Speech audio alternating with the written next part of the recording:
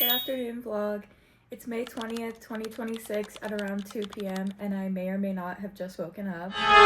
My daily goals for today are to get ready, go to the grocery store. I also need a plunger. I want to go to the gym. I'm going to finish my crochet project. I'm going to eat from home and drink a full water bottle. Let's get going.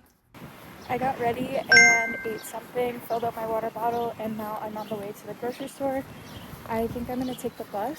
The next bus wasn't for 15 minutes and the grocery store is about a mile away, so I might as well walk. Okay, first we go to Starbucks, but now we're in the grocery store.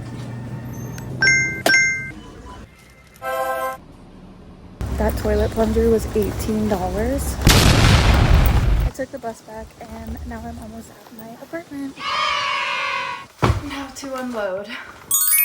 I'm gonna enjoy my Starbucks and do a little bit of stretching and charge my phone before I leave for the gym.